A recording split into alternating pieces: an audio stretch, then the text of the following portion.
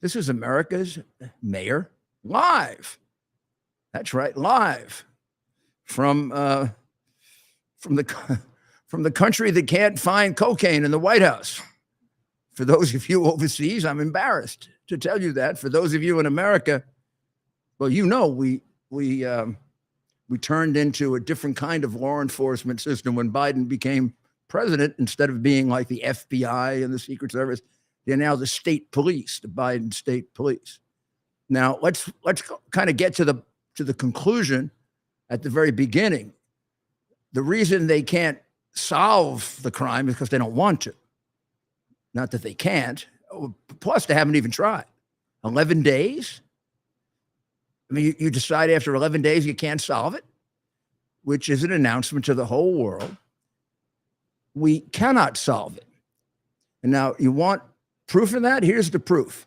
And let's see how long it takes to get this information out of these traitors. You know what?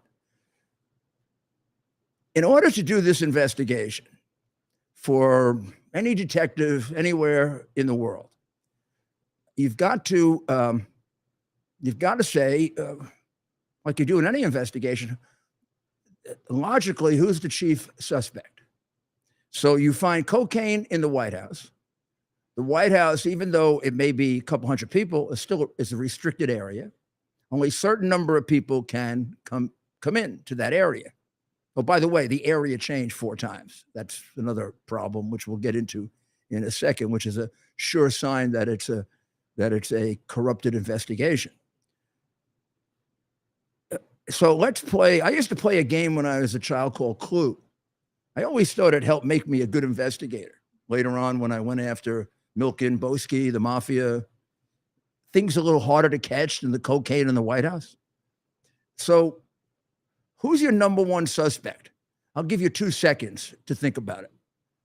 Well, you know who it is. I mean, there's only one person that we know for sure is a major cocaine user that lives in the White House. There could be others. There are all kinds of allegations about the rest of his family, arrests, all kinds of things, but we'll leave that alone. Hunter Biden. Hunter Biden may well, and I will tell you this as an expert on the hard drive. I've got all the 300 pictures of him smoking crack on the hard drive, maybe 50 yards from here. I mean, from the hard drive, it looks like he didn't go a day for about 8 years and wasn't completely gone on crack. There are pictures of him smoking while driving, pictures of him smoking a pipe while driving, pictures of him going over 100 miles an hour while driving, pictures of him sitting in a closet with no clothes on, and you have to look through the smoke to make sure it's him. Pictures of him walking around a home with minor children in it, smoking crack, calling prostitutes, talking to them very loud. You remember there's a text they keep covering up in which he announces to his father that one of his father's grandchildren, psychiatrist, said that Hunter should be thrown out of the house because he's a danger to the children.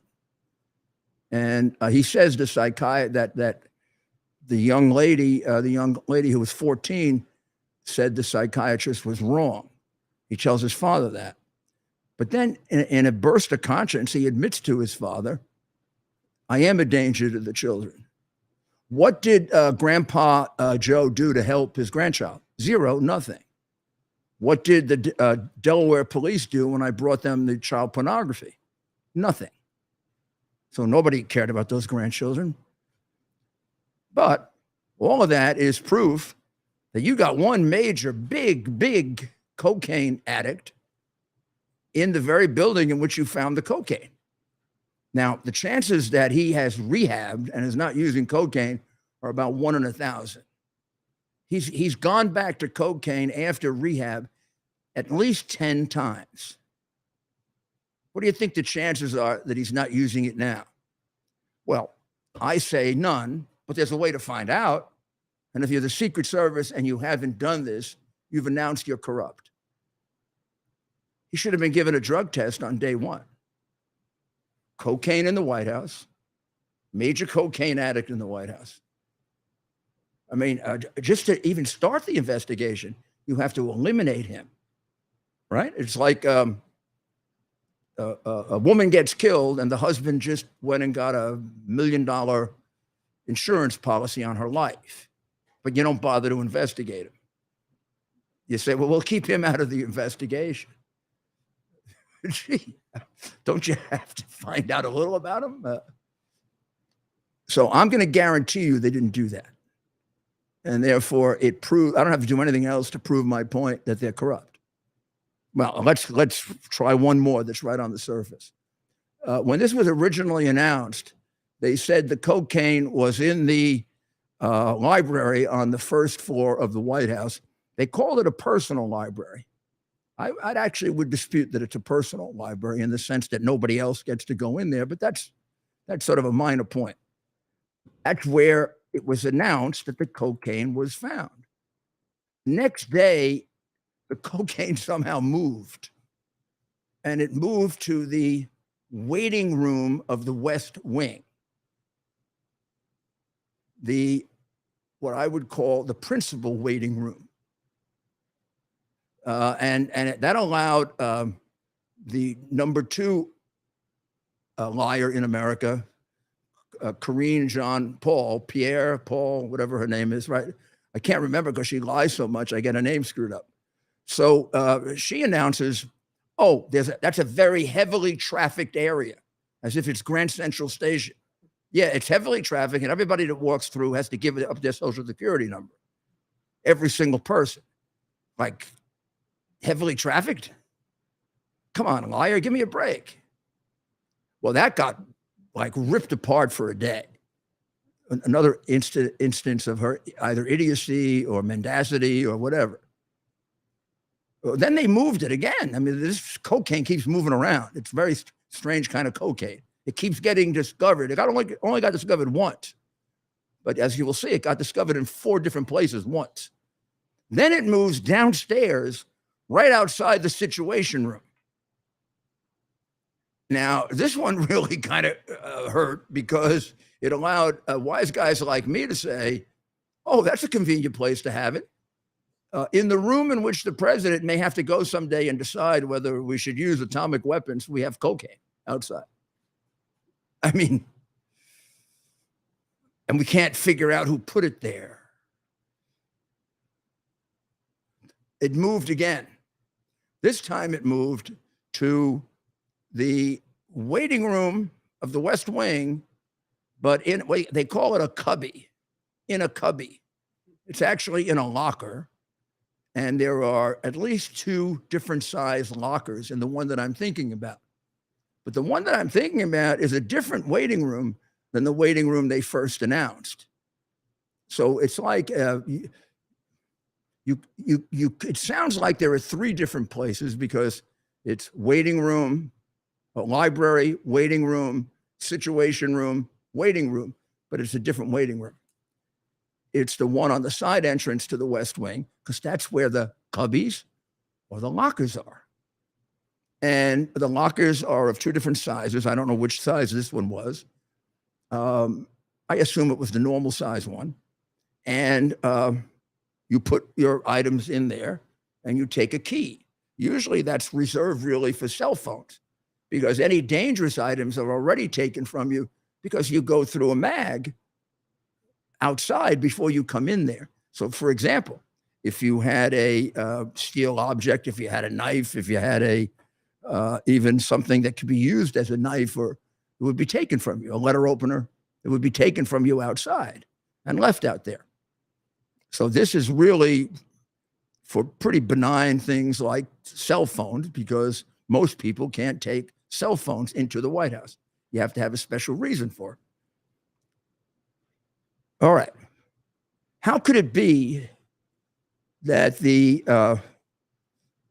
that they come up with 4 different places that it was originally found if somebody's not lying? I mean, it's ridiculous. I mean, this really is not a hard thing to get right. You don't find cocaine in the White House every day, I hope. We now find out that a year ago, they had marijuana in the White House. And but who knows what else we're going to find out. But even with that, I'm pretty sure it's a rather rare occasion to find cocaine in the White House. And they can't figure out where they first found it. It keeps moving, an entire floor, and they're not lying? Come on. They must really think we're stupid. Well, they do think we're stupid. They think we're deplorables. And they think they're smarter than we are. Pathetically, they're not. And they're also, it turns out, very poorly educated because they went to all these schools that teach, things like questioning your gender as opposed to history or philosophy, right? Or they teach made-up history, like the 1619 project with massive falsities and defamations of the United States. So these people are not really very smart, but it really isn't too smart to give 4 different locations and expect us to look upon this as a legit investigation. So why would they not investigate this? Which is what they did. They didn't investigate it. Ted, you tell us why. Man. Why did they go through the motions? Why didn't they at least go through the motions of pretending they investigated it? You can't say you investigated this and close it in 11 days. Yeah. Look, it's. I think it's twofold, right? They don't feel the need to anymore. They have so much cover in the mainstream media and in Washington, and 2, they wanted to quickly come out and basically let us know that you're not going to get an answer on this. And I think the strategy is let's just make it clear early on that this isn't going to get solved. Show them the headline of the New York Post that I have over there. This is the only place you're going to see that, though. So you're telling me this is the reason they do it, right? Yep. So they know they're not going to see White House cover up in the New York Times, the Washington Post, the St. Louis Post-Dispatch, the San Francisco Rag, whatever they have in San Francisco. That's right. The Los Angeles bullshit machine, whatever. Well, a few of these outlets, right? The AP, Associated Press, Reuters, Bloomberg, a few of these outlets, they'll put the quick story out there on the wire, and it's not a physical wire anymore. No, of course not. Even though you have to be a blithering idiot not to figure out it's a cover-up. Absolutely. But those outlets put this out there, and then it's picked up by all those outlets you mentioned across the country, so it can immediately. Today, or was it yesterday in New York, a 13-year-old serial murder was partially solved. But yeah, well, we'll talk about that more in depth, right? That's fascinating, by the way. I know they don't rise to the same level of importance, although in many ways this is very important because it's not so much the cocaine, it's the integrity of the White House. And the Secret Service, Mayor. If you can penetrate the White House with cocaine and the Secret Service can't figure out how it was done or who did it, where's the deterrent to trying to take anthrax in? I just think of anthrax. Or a bomb. This is supposed to be the most secure or one of the most secure locations in the United States, guarded by a superior investigatory force. I am willing to tell you that I would make a fairly large bet. I would take the case on a contingency. Let me investigate it. Let me pick the Secret Service agents and pay me $1 million if I solve it and nothing if I don't. How about that, Joe? How about we make that deal? I think there's a really good chance. I bet Las Vegas would bet on me. You think? Yep, I bet Las Vegas would bet that I'd solve it. I think I agree with that. And what would be the over/under? Would be 1 day, 24 hours, 24 hours. I would not put a time limit on it. You can't do that. You can't do that. I mean, that alone tells me. First of all, this should be a long investigation. First of all, you have to eliminate Hunter Biden. You have to either catch him or eliminate him because he's the prime suspect. If you want to talk about Las Vegas, they did put odds on this. And he's the 2-1 favorite as the guy who brought in the cocaine. So the Las Vegas bettors are betting on Hunter. Is that right now what they're betting on? I don't know. That was that was about 3 days. I think you're right. I mean, that would make sense. He's I mean, But, he's the public. He's the one that now, we would here's think. why I don't think they really investigate. I'm not sure Hunter is the guy. I mean, it would be kind of strange if it was. I bet there were a lot of drug users in the White House. Oh, you It bet. just Yeah. makes sense to me that people who followed Joe Biden into the White House have histories of drug use. I mean, after all, they're in favor of recreational use of marijuana. They're in favor of no penalties for cocaine. I don't think people that don't use that stuff feel that way, or at least not in large numbers. So I would guess if you started doing drug testing of the White House staff, you'd come out with a hell of a percentage. 100%. So Look, the White House says, well, you can't do that because of their civil liberties. Now, that's complete garbage because every one of them is drug tested when they come into the White House. But they can get a couple of weeks to prepare for that. And unless you're Hunter Biden, you probably can beat it. Now, remember how bad it was for Hunter. His father went through unbelievable machinations to get him into the military at 40 years old. I mean, completely corrupt to get him in. For 1 month, he couldn't say clean because within 1 month, he blew a cocaine test. And by the way, he had a very, very stressful job. They put him in public relations. He was clipping news items. It got him nervous, so he had to return to the cocaine. I mean, imagine not having the discipline to avoid cocaine for a month so you don't embarrass your vice president father. And you're telling me he's not using cocaine now? I don't know. You tell that to somebody that doesn't come from New York. Wow. it's quite something. This is the worst whodunit mystery I've ever seen. Well, it's just one more indication that we have. And we have got to make the transition now. We have a corrupt Biden administration. We have a corrupt FBI. And at the very top, it seems like we have a corrupt Secret Service. This is the second time they got caught up in this. Remember, it was Secret Service agents that went to the gun dealer and tried to get the records from him. That's right. Of Hunter's felony, which he's getting away with. He's getting away with it, but they were going to try to destroy the records. Secret Service had no right to those records. And by the way, Hunter didn't have Secret Service protection at the time. They had no reason to be going there. And the gun dealer, who's quite a hero, told him to go to hell. Because I'll give this to ATF, not to you. The gun dealer was smart enough to know what the press denies, that the Secret Service was there to cover up for the Bidens. Very unfortunate. And Mayor, it's just, as you said, another example of how it's different for the Bidens. You know what it's right? an example of? If you step out of it and you look at it from Europe or Asia or Africa, we have a corrupt government.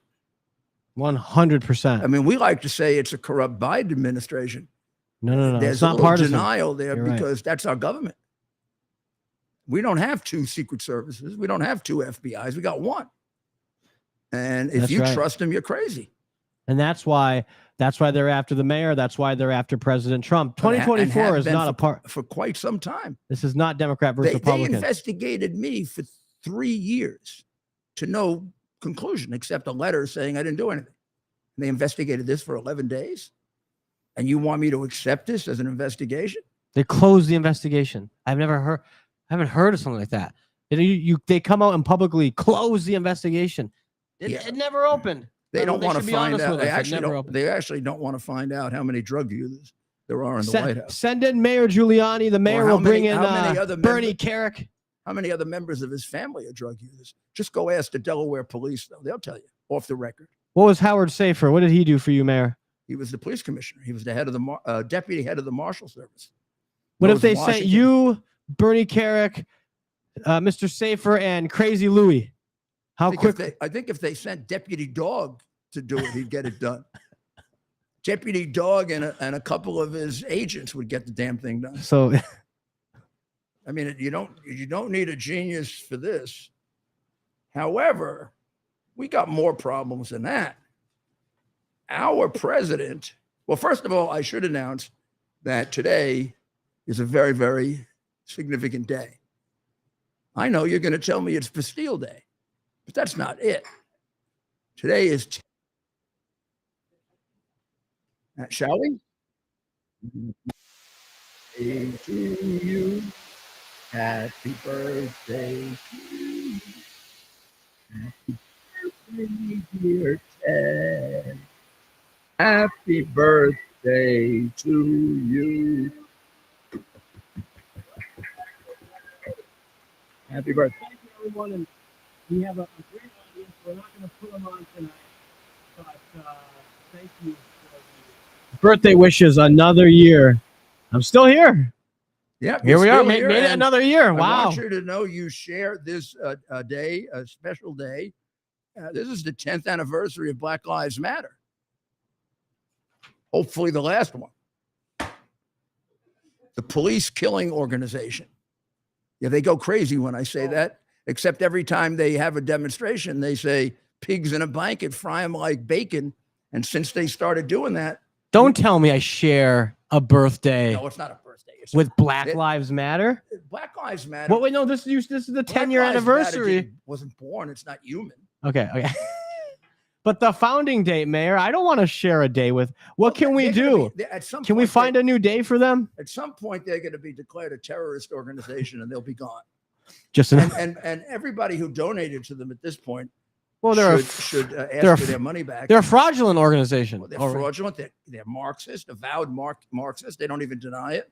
They're promoters of violence against police officers.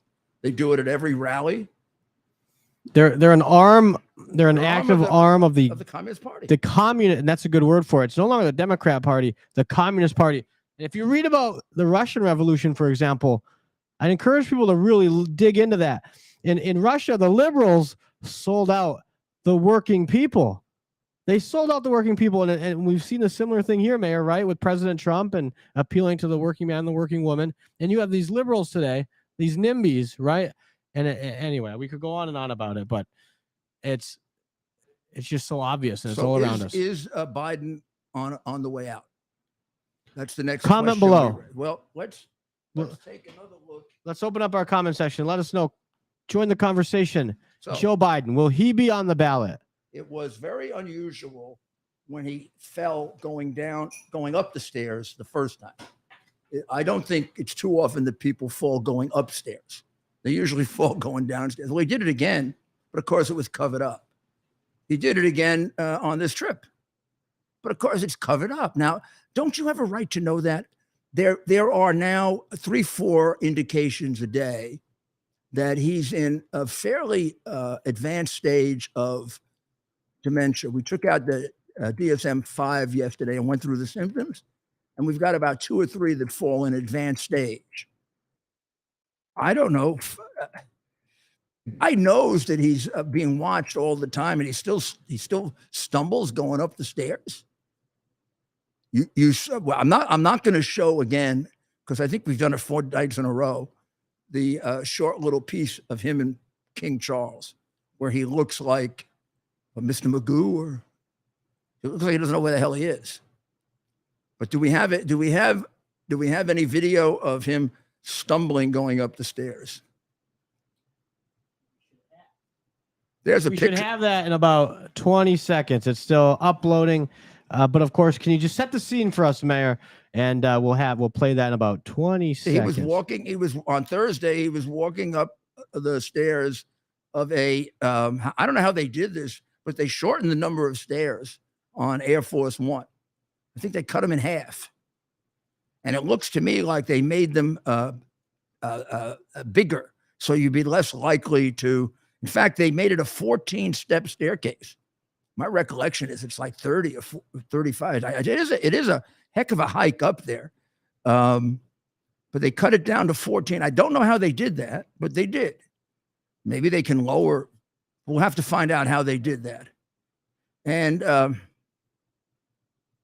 ready to play it when you. Okay, go ahead, play it.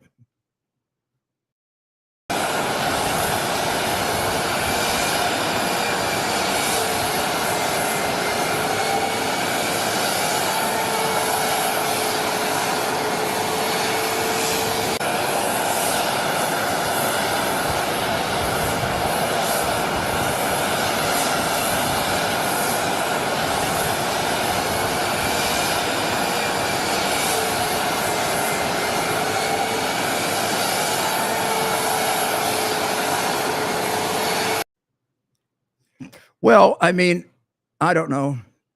He also confused Ireland and Iceland, which again, I don't know. Anybody could confuse Iceland and Ireland. This is the same guy that when he arrived in Cambodia thought he was in Colombia. I mean, that's a or who keeps referring to giving a medal to his uncle after he was vice president in the White House, and his uncle was dead for 7 years before he gave him the Purple Heart.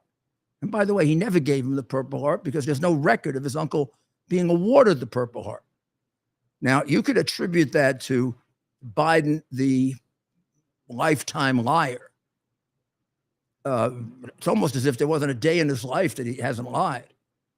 But this is a little different because he keeps getting told that both his father and his uncle were dead for 7 or 8 years at the time of the ceremony that he attributes to their putting it together and being there. And he keeps repeating it.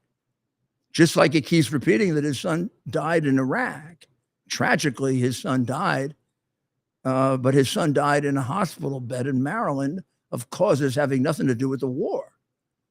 Died of cancer. But he keeps saying that his son died in Iraq.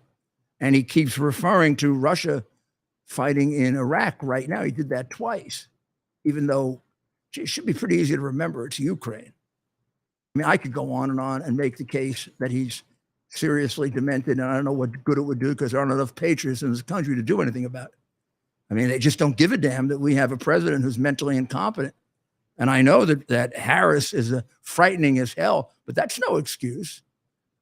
Constitution doesn't say, you know, the president should be removed if he's mentally incompetent, unless he has a jerky vice president.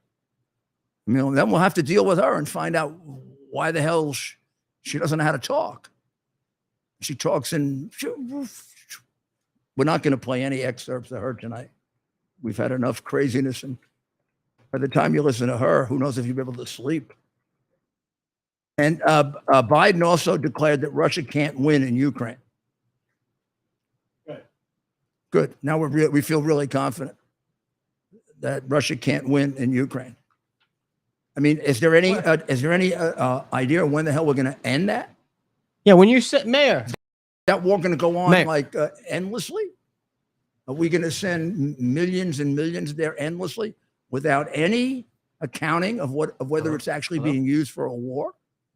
I mean, we are sending it to one of the most corrupt countries in the world. That didn't change. What Russia did to them is deplorable. What's happening to those poor people is indefensible. I'll also tell you, it wouldn't have happened if Trump had been reelected. Everyone knows that. I think Putin would even be willing to tell you that. There's no way they would have invaded. I mean, they could have invaded for 4 years, and they didn't when there was a real president sitting there.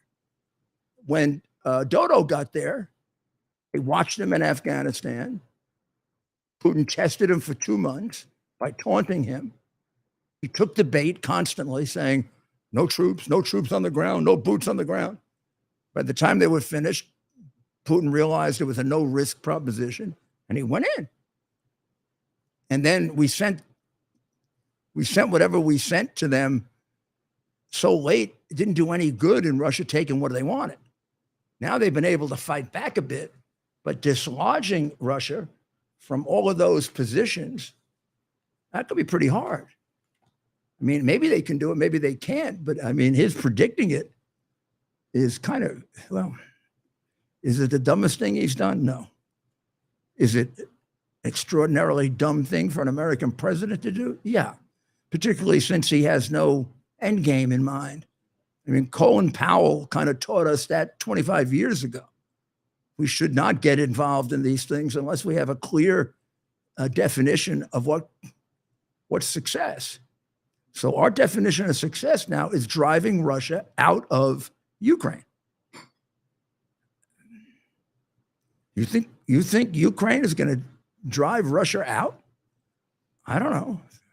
I don't know how realistic that. I mean, look, it's obviously a complex issue, and it's not black and white. And it's sometimes you see in certain Western media outlets, they really turn into objective good versus evil, and of course, there's a lot of gray. Well, it's not black and white, but It never It is. is billions and billions Yeah, and billions that and part, billions yeah. and billions and billions. It's an American military that the jackass in chief has announced we don't have enough ammunition. Now, you all are smart enough to know you don't announce you don't have enough ammunition, right? In fact, I think if you talk to your children who probably aren't listening to this, they would know that from just watching television. You don't. I have no ammunition, China. Playing paintball I in have seventh no grade, ammunition. you know that. In seventh grade, playing I gave paintball, it all you know. away to the Ukraine. Good time to invade Taiwan. I don't have any bullets. It's quite something. It really would be interesting, you know, how many brain cells are left. Not many. Well, Mayor, I don't want to keep Karen on hold, so how about let's take a quick yeah. call. Yeah. Let's see if Karen can hear us here. Karen, you're on with the mayor. Can you hear us, Karen? Absolutely. It's an honor. I can hear you. Am I on the air? You are on with the Why mayor. don't we put the speaker I up? think you are wonderful, Rudy. You are the best. You rock. Ted, happy birthday. I love Trump, and I hope you guys win. I watch you every day. May God bless you, and thank you for your show. You're the honest CS show. Thank you. Check cleared. No, Yeah, thank you. I thank love you Karen. guys. Where are you, Karen? Yeah. Lake Elsinore, California. In the heat desert. Good. I'm in the heat desert, Rudy. Oh. I have Newsom. He's a disgrace like your guy. Yeah, yeah. You know, they're going to But block I this. love you too. You know what they're going to And do I pretty love soon? They're Trump, going and you guys rock, and don't ever leave. I need your CS. Okay. Common sense. Rudy Giuliani, And may CS.com. God bless you too. Thank you very much. Dr. Maria, you rock. Karen, We'll let her know. Karen, how do you watch us? How do you watch the show? What platform? Where am I, son? Riverside, California. I had a brain aneurysm, Are so you I'm on bed bound. YouTube or Twitter? We like to hear where people Or are on tweeting. Twitter. Where is it, Diego? YouTube. All right. Well, YouTube. That's yours. You're talking to your son there. You let your son know that he's got one cool mom. And I love you guys. You rock. Okay, Don't Karen. change. Don't leave. I need you. All right, we're not going anywhere. They're going before we do. Thank you, Karen. I didn't want to have Karen waiting for us, so thank you, Karen. And Karen's in the Diego. desert. You know, that reminds me of desert rescue. 1,500 animals that were abandoned live at desert rescue. And Leo Grillo has made a home for them that is absolutely superb. And we're going to show you. I have a podcast, about a year and a half ago, where I went out there and met all the animals. The one that I remember the most was Chaos, a female dog that walked all the way across Afghanistan to be reunited with the soldiers that she had worked with. And now she has her own home. I cannot describe to you what this is like. That's why I'm going to have to show you pictures. All these dogs and cats have their own homes. I mean, they share them. They put them in little families, but they have their own homes. It's fascinating. It looks like Levittown for animals. And Leo Grillo, who is a retired actor, did all this, and it's fabulous. And of course, it's horrible what happens to these animals, but so. Mayor, how about we hear from our friends Kirk Elliott, double PhD, about the importance of giving him a call and his Kirk team. Elliott, PhD, absolutely. Importance of giving him a call to protect yourself with gold or silver, absolutely. Let's listen. Faith and family, freedom and finance are 4 things that we would do anything to protect. I trust the team at Kirk Elliott, PhD, Private Advisors, with providing the advice and sound strategies to take advantage of the inflationary pressures, the high interest rates, and the international challenges we face today. The Kirk Elliott team, with over 29 years of experience, shares our values and believes in people over profit. They can help you protect your finances from the big government policies that are out of our control. So what's in our control?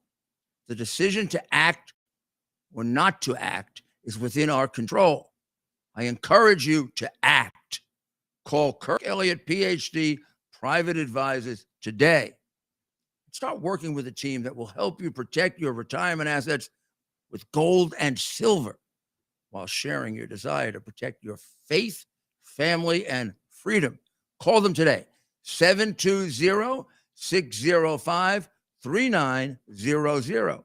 That's 720-605-3900, and tell them Rudy sent you.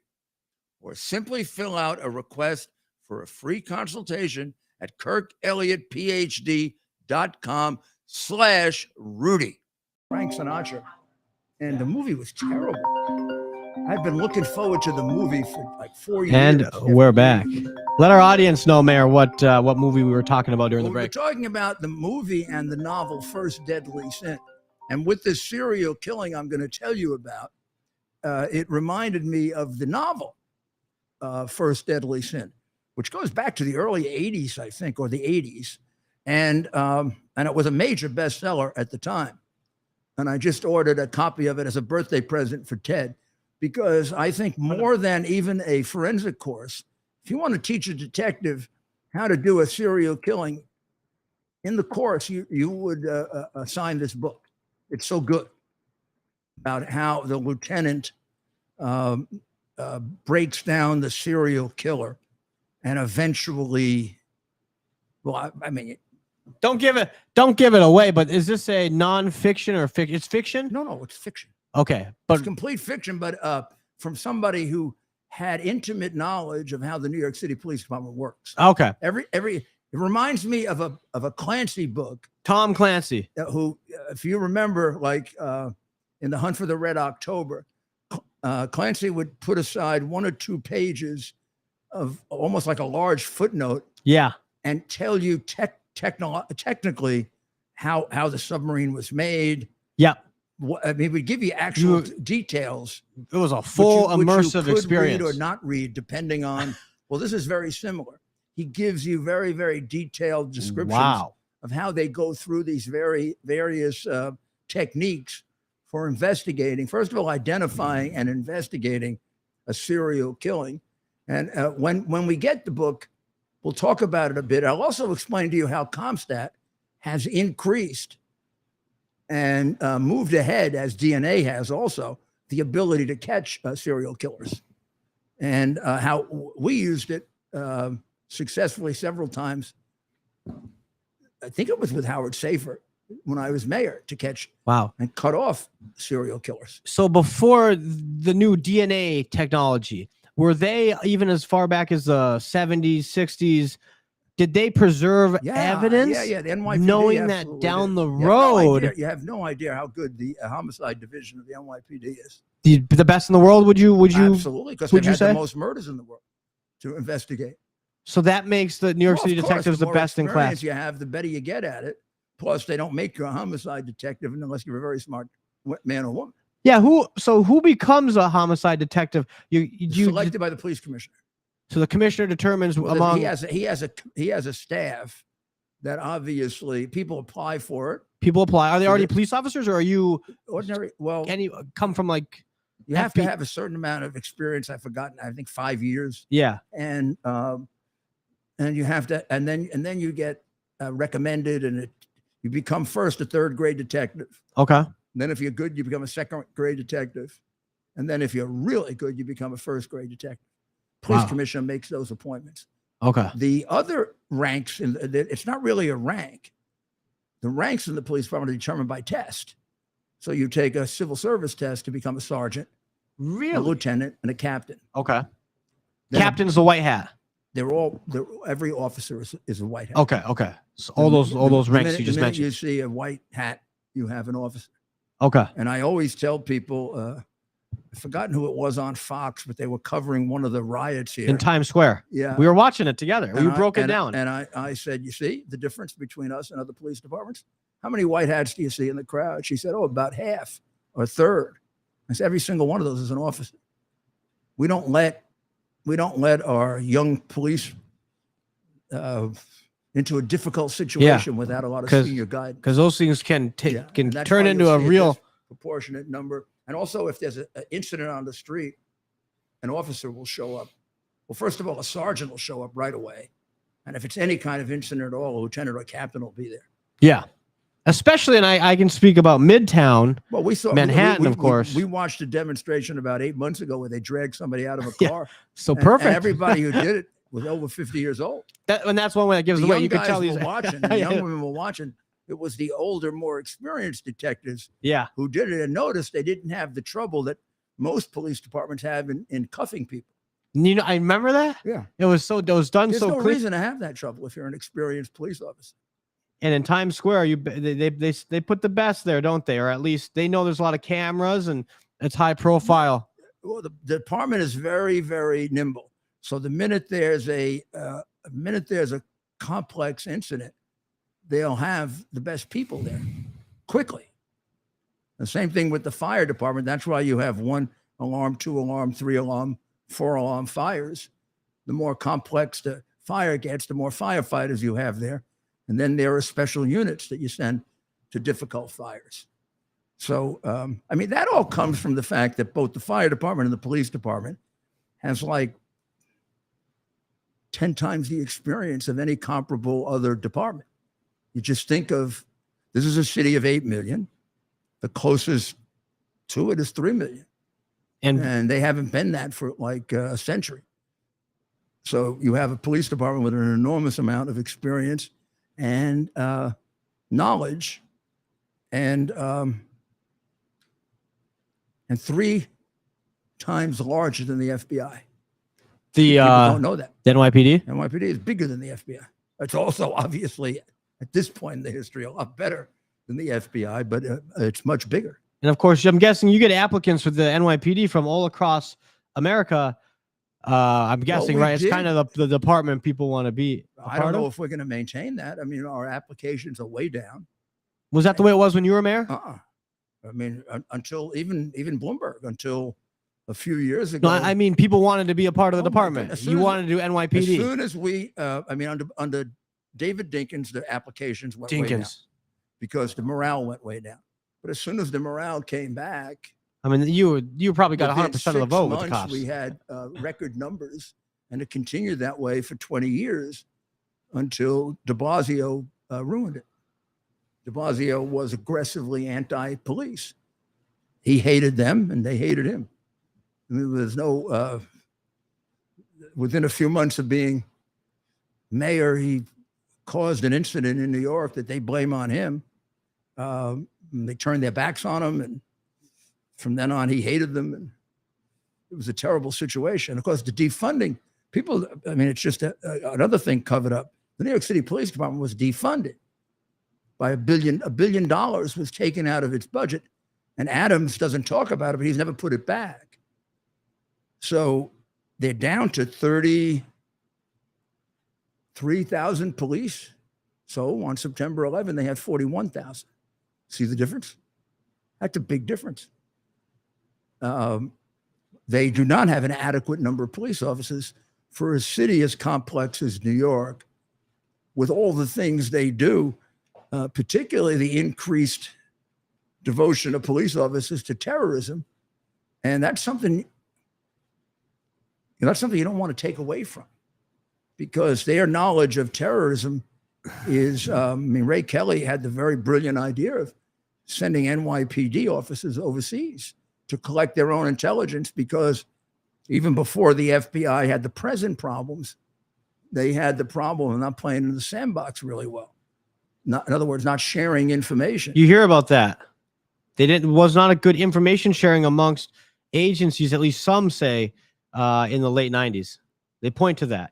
Sharing among departments. Yeah, I mean, siloed. When I was U.S. attorney, I used the police department in every one of my big cases, and the FBI wasn't happy with it, but they had to live with it, because the FBI at that time was excellent, but they were never as good in investigating homicides as the NYPD. And what was the predicate crime that we charged the mafia with most often? Homicide. So that means you had to prove the homicide. Yeah. I mean, in one case, we had 33 homicides that we had to prove. Yeah. So the FBI. And you were a U.S. attorney, I mean, so the FBI doesn't generally investigate homicide. Interesting. Homicide is a local crime. That makes sense. Yep. Investigated by the local police department. Every police department, every major police department in the country has something like the homicide division of the NYPD. It says they train detectives to particularly investigate Handle homicides. death. Yeah, murder. And the Potential FBI homicide. will only occasionally deal with a homicide when it happens to happen Federal on land. federal land. And if they're smart, they bring in local detectives. Which Because just makes sense. The detectives have more experience and the forensics are better.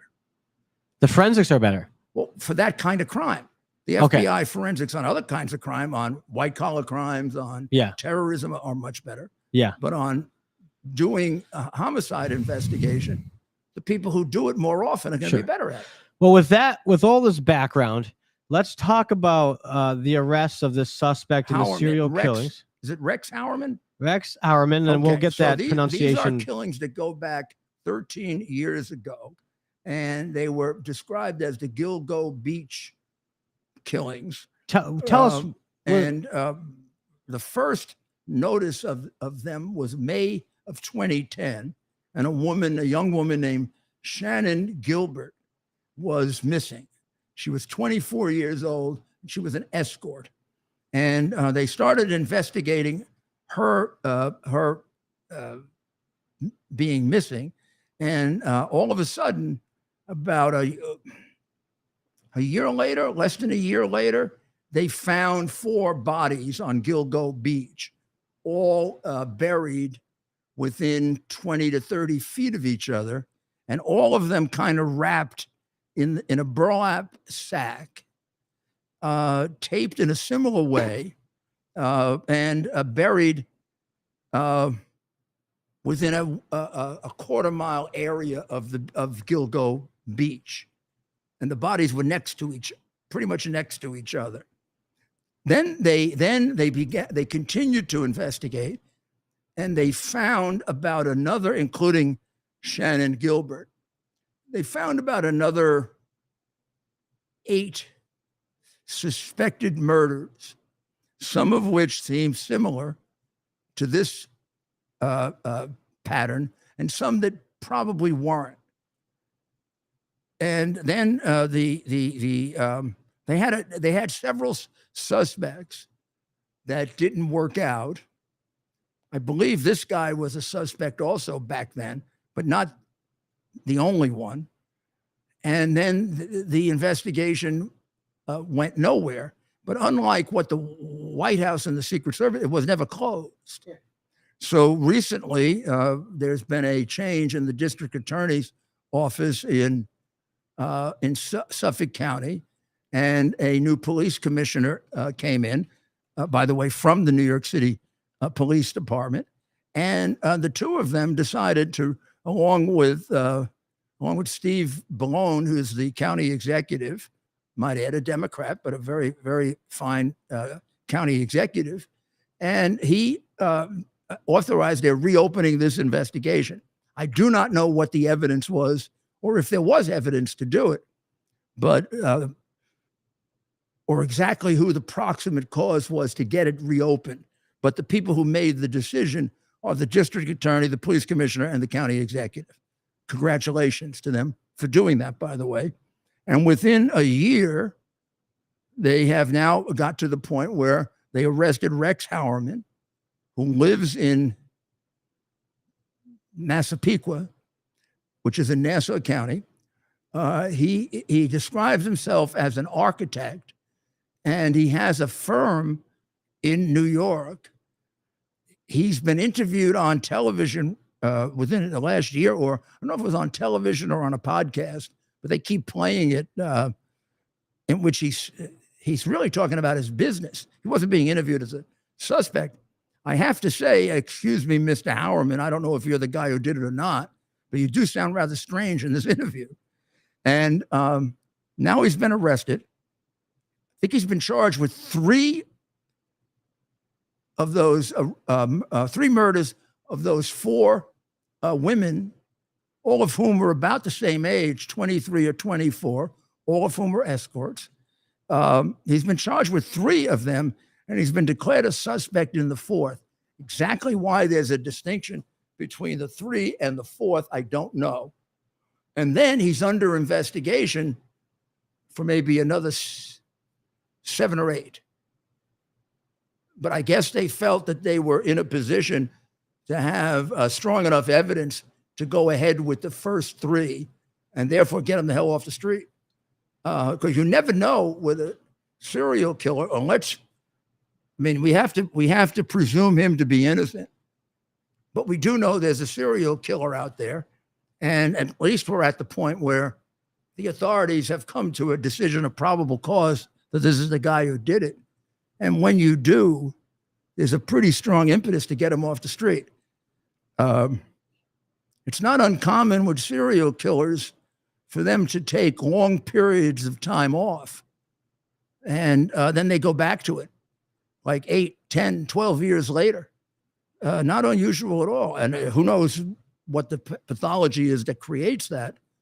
But it's almost as if someone once described it as they can't be comfortable with not being caught. So they go 10, 12 years and then who knows, it could be really interesting when it eventually comes out what it is, what fact brought this back into their orbit. It had to be something. I mean, it could be they just decided to review the case. We do that in the NYPD. We have a cold case division. I think there was actually a television series about that at one point. The cold case squad. Cold case files. Cold case. Yeah. Bunch of shows like that. It's one of the. But there was actually a cold case files. And they regularly, without particular evidence coming up, they'll regularly review files. And of course they were very, very active. They probably have run through most of them by now when DNA first became prominent, because DNA solved any number of cold case homicide cases. And as I said to Ted, and we'll find out just how far back it goes, but decades ago, the NYPD preserved blood and samples from the body, not just in rape cases, in all cases, and certainly in all murder cases. So you are capable of going back in most of these cases and getting the DNA that was available at the scene. And if you do just really fairly modest things to preserve it, you can preserve DNA forever. We can get DNA from prehistoric times. They apparently used it here. He was arrested, of course, in Midtown Manhattan after authorities described DNA evidence linking him to the crime gathered from pizza crust, bottles, and human hairs. Investigators leaked him to the killings using not only DNA, but technology that pinpointed the location of disposable cell phones they believed the killer used to contact the victims just hours before they disappeared. The first body being discovered December 11th, 2010. It was Miss Barthélemy. Police were conducting a training exercise, and the K9 found her remains. And then 2 days later, police found the remains of 3 other women in that area. Later that year, they found the remains of Valerie Mack, a 24-year-old mother from southern New Jersey. I remember these coming up in the newspaper and the original investigation. And then the remains of 6 other people on top of the 4 we discussed, and Mrs. Mack, 6 others, 4 women, 1 man, and a 2-year-old girl who was the daughter of one of the women. They were also unearthed in the months that followed, and these 6 deaths remain unsolved. Now, the attorney for this gentleman says that the evidence is circumstantial, and that his client had wept, telling him, "I didn't do this." The attorney also added, "We're looking forward to fighting this case in the court of law." All of them just immediately confess. I mean, I'm surprised that we have. You've mentioned this before, Mayor. Every single person I ever arrested was innocent. Yeah. That's what you've mentioned that before. Someone was arrested anybody who was guilty, right? I had a terrible record, but then I convicted all of them. Yeah. But come to find out, they're all innocent. Or They told you. many of them later on confessed. But quite interesting, you know, Midtown Manhattan, we spend a lot of time here. Just to think that this man, there's a potential, again, innocent until proven guilty, that a man who had killed upwards of 15 people had been walking among us day in and day out, right? Going about assuming Not going to uncommon with serial killers. I told you what happens is they go through a period of time and they do their killings. And then sometimes they get tired of it and they stop. And then something else, and then something later triggers whatever the pathology is to go do it again. So he did it in groups, maybe 4 at a time. I mean, it's been a long time since I studied this, but I did a long time ago. Some of it has to do with the excitement of it. They miss the excitement of it. I mean, it has to be. So I just can't imagine, right? Killing one person, let alone it doesn't even enter the of like how you could do it. It's interesting. But prosecutors laid out an intricate investigation that saw a break in March 2022 when investigators discovered that Mr. Hauerman had owned a Chevrolet Avalanche truck at the time of the killings. A witness had seen an Avalanche pickup truck, parked outside one of the murdered women's driveways shortly before she disappeared. Ago. I mean, that's quite remarkable. So that evidence goes back to 2010. Burner cell phones. So what he was doing there, he was meeting women on these online websites. At the time, I think there was a back page. Anyway, there were websites where you could solicit sex. It isn't that long ago that there was DNA by then. Yeah, 2010. 2010. For a while, at least a decade. There obviously were cell phones, not as sophisticated as now, but by 2010 they were pretty darn sophisticated, and so it isn't that long ago that you won't be able to dig up some pretty good forensic evidence. Investigators learned that Mr. Hauerman used burner phones to contact prostitutes or massage parlors and used false names to set up email accounts to search for sex workers and online. And he would meet up with these women. He even used, he'd send selfies, and they have these selfies. You can find them online, just selfies of him from the time. And investigators say he repeatedly viewed hundreds of images depicting the murdered victims and members of their immediate families. So after the murders or before?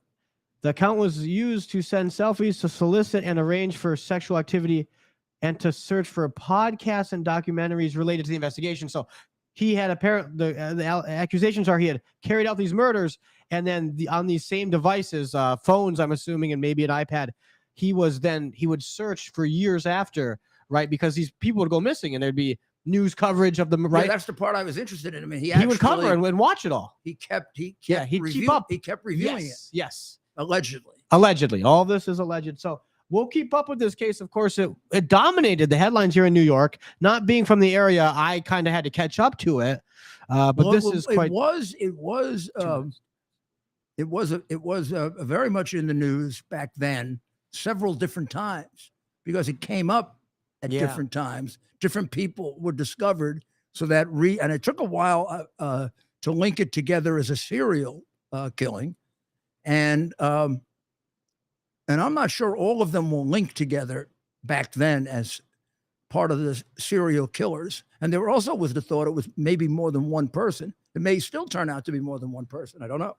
That's right, because unfortunately, you've also mentioned this. Certain parts of New York, they're dumping grounds, right, for potentially hundreds of murders. And it's all, there's it's just unfortunate, but that's an area where there's a potential others could be dumping bodies as well. Well, what a terrible story, Mayor, to end the week on. But we won't. We have just 30 seconds left. We have a tight ending tonight, right? Because of our plans. Our plans to celebrate the birthday of of our friend here.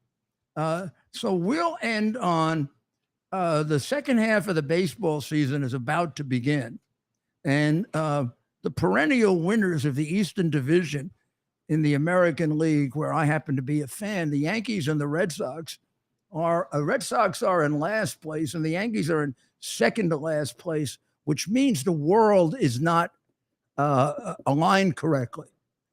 It should be the Yankees in first place and the Red Sox in second place, and then we should play off. And this team called that had to actually change its name.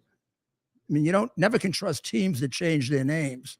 The Tampa Bay Rays. They used to be the Devil Rays, but I guess they couldn't deal with the satanic connections of devil. Some woke person must have objected to that. So they've become the Rays, and they won their first 18 games or something, and then they stopped winning. I mean, they stopped remembering how to lose, and they're way ahead.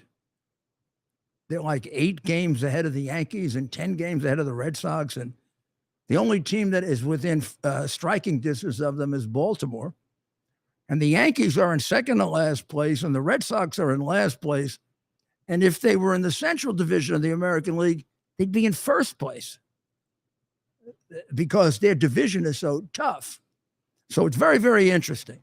So the Yankees are going to have to improve their offense because their offense is down.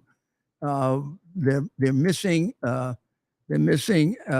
They're missing Judge, and that has really had both a practical effect on the team because he produces a lot of runs, and it also has had apparently a psychological effect because nobody's hitting.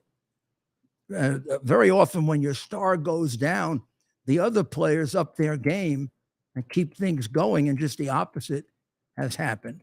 So they're going to need their,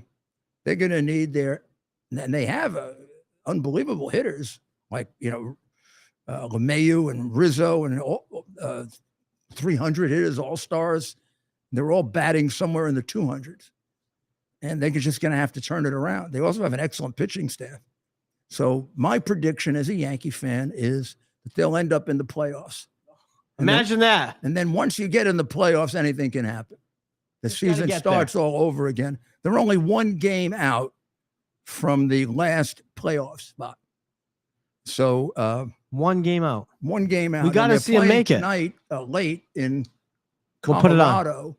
Where the ball goes a lot further. The ball does go a lot further. You're a mile off. You're a mile off.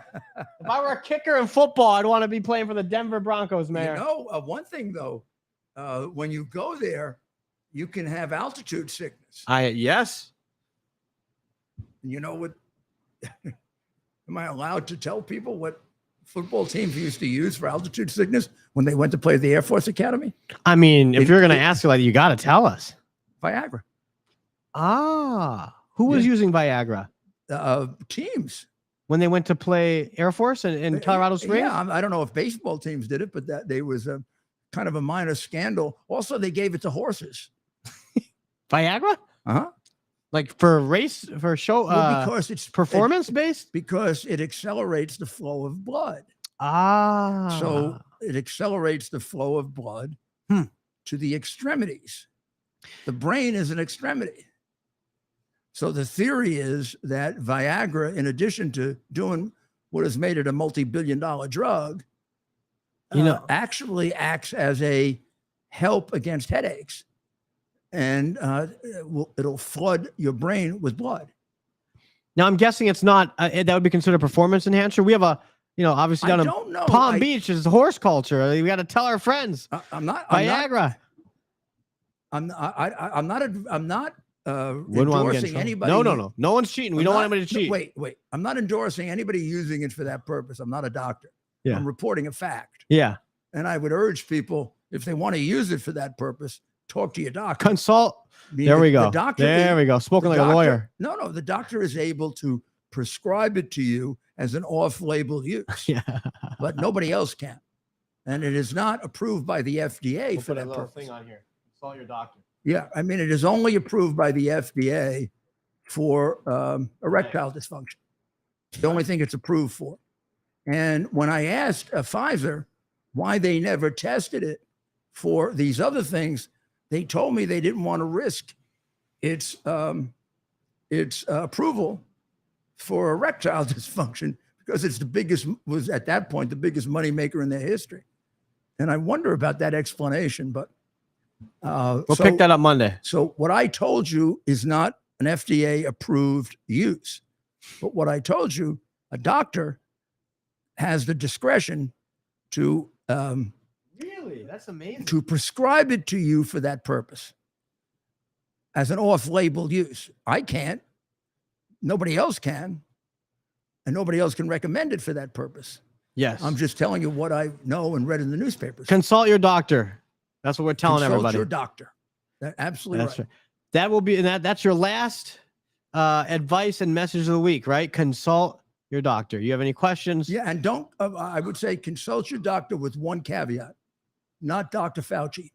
Oh, that's a good He one. may be getting royalties from an opposite company Poison, or from yeah. them, and his advice will be affected by his economic interests, which is the point of Robert F. Kennedy Jr.'s book, about which Robert F. Kennedy is absolutely right. And I would describe it as follow the money, and you can figure out the scandal of the pandemic. And well, on that note, I don't know if you know this because they cover it up, but Fauci and his little men all got royalties over and above their government salary. So Fauci was the highest paid federal employee, $800,000 a year, something like that. How bizarre. What a But he bizarre, also was bizarre- able to get royalties, but he won't tell us how much.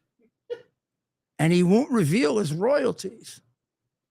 So unfortunately, since I have this prosecutor complex, it just tells me he doesn't want to reveal them because they're problematic. Because if they weren't, he'd reveal them in a second. So you want to bet he had economic interests that created enormous conflicts during the pandemic? I don't know for sure, but it's a pretty logical conclusion because he acted that way. He lied like crazy. That's a different subject. Maybe we'll get Robert Kennedy Jr. on at some point. Oh, we're getting talk about RFK his on. excellent book, because and Great this book. is not by any means an endorsement of him for president. I disagree with him on about half of what he talks about, but on this, he's spot on. Absolutely. And the book is filled with footnotes. I'd take workout advice So from you him don't too. have to be subjected to his opinion. You can go look at the footnotes and test his opinion. It really is pretty close to a scholarly work. And of course, it became a bestseller. Well, look at the guy. I would. Without the New York Times ever advertising it, or they wouldn't have. Most bookstores didn't have. I don't even know how people got the darn thing. I got it on Amazon. Look, Mayor, look at RFK Jr., look at Anthony Fauci. Just by looking at them, I would trust much more from RFK what to put in my body than Anthony Fauci. You ever see RFK? That guy could beat me up.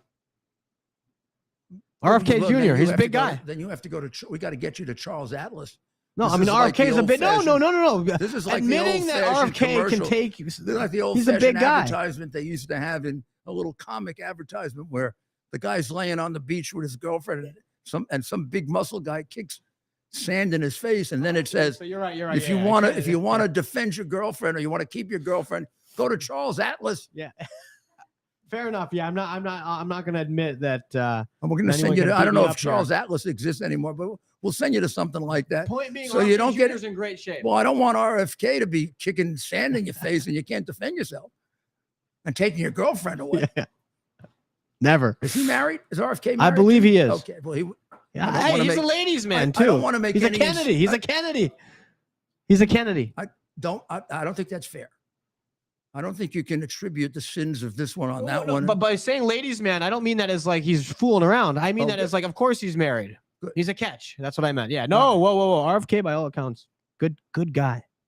Good guy. We like him because he's criticizing Yeah. Biden. Wrong on. And anybody that wants to criticize Biden, I'm going to encourage, because it really is kind of unnerving to have a madman in the White House. Yeah. Well, okay. We are overtime, and Ted is anxious to have his party. So we're going to say, have a happy weekend. Don't forget, on Sunday at 10 on WABCradio.com, Uncovering the Truth with Dr. Maria.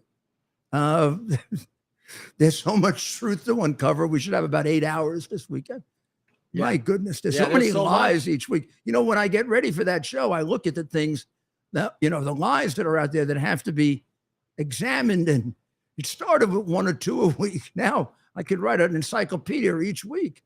So it should be an interest. I'm sure we'll be dealing with the cocaine in the White House, 11-day investigation.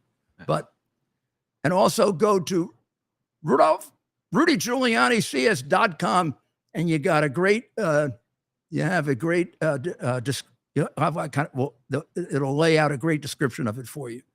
And so you'll be prepared for the weekend show. Thank you. Good night, and God bless America. Our purpose to bring to bear the principle of common sense and rational discussion to the issues of our day.